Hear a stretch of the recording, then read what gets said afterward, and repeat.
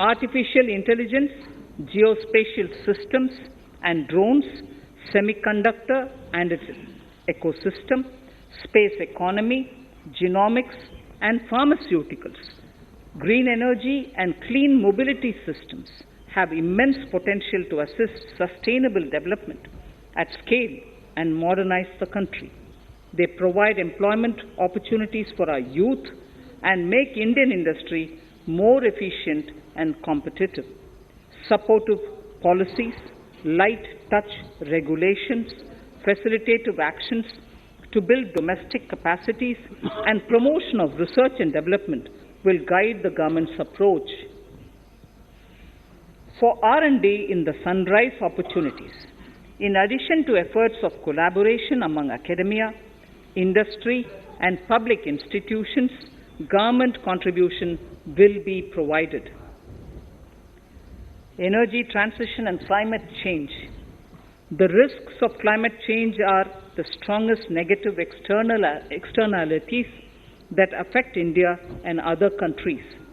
As Honorable Prime Minister said at the COP26 summit in Glasgow last November, and I quote, "What is needed today is mindful and deliberate utilization instead of mindless, destructive consumption," unquote. The low-carbon development strategy, as enunciated in the Panchamrit that he announced is an important reflection of our government's strong commitment towards sustainable development. The strategy opens up huge employment opportunities and will take the country on a sustainable development path. This budget proposes several near-term and long-term actions accordingly. Solar power. To facilitate domestic manufacturing for the ambitious goal of 280 gigawatts of installed solar capacity by 2030, an additional allocation of 19,500 crores for PLI, production-linked incentives, for manufacturing of high-efficiency modules with priority to fully integrate manufacturing units from polysilicon to solar PV modules will be made. Honorable Speaker, sir, the circular economy transition is expected to help in productivity enhancement as well as creating large opportunities for new businesses and jobs. The action plans for 10 sectors such as electronic waste, end-of-life vehicles, used oil waste, toxic and hazardous industrial waste are already ready. The focus will now be on addressing important cross-cutting issues of infrastructure, reverse logistics, technology upgradation, and integration with informal sector. This will be supported by active public policies covering regulations, extended producers' responsibilities, framework, and innovation facilities. 5 to 7% biomass pellets will be co-fired in thermal power plants, resulting in carbon dioxide savings of 38 MMT annually.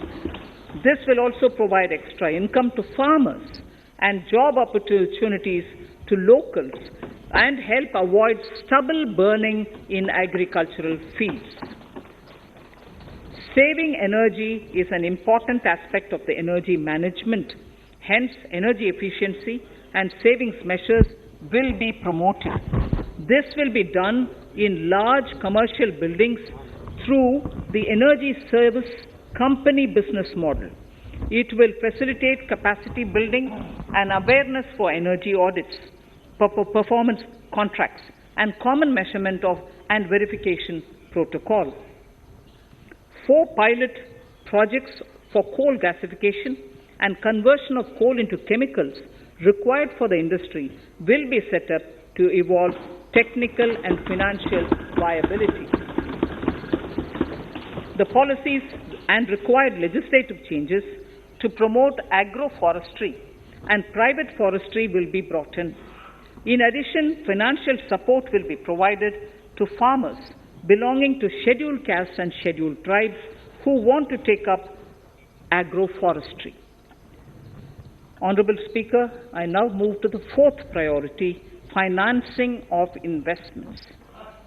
Capital investment holds the key to speedy and sustainable economic revival and consolidation through its multiplier effect. Capital investment also helps in creating employment opportunities, induced enhanced demand for manufactured input from large industries and MSMEs, services from professionals, and help farmers through better agri-infrastructure. The economy has shown strong resilience to come out of the effects of the pandemic with high growth. However, we need to sustain that level to make up for the setback of 2020-2021. As outlined in para 5 earlier, the virtuous cycle of investment requires public investment to crowd in private investment. At this stage, private investments seem to require that support to rise to their potential and to the needs of the economy. Public investment must continue to take the lead and prime the private investment and demand in 2022-23.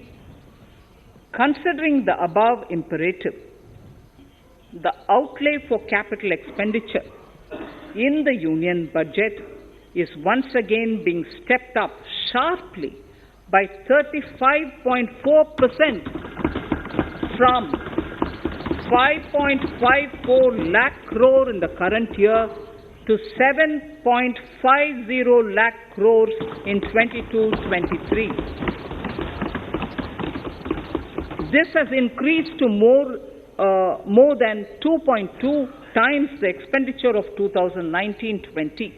This outlay in 22-23 will be 2.9% of the GDP. Effective capital expenditure.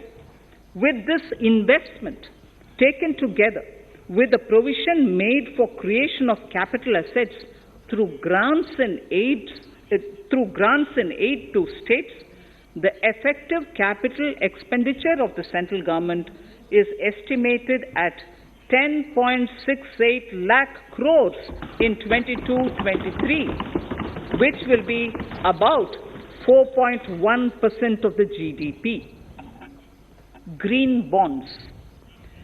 As a part of the government's overall market borrowings in 22-23, sovereign green bonds will be issued for mobilizing resources for green infrastructure. The proceeds will be deployed in public sector projects which help in reducing the carbon intensity of the economy. GIFT IFSC. World-class foreign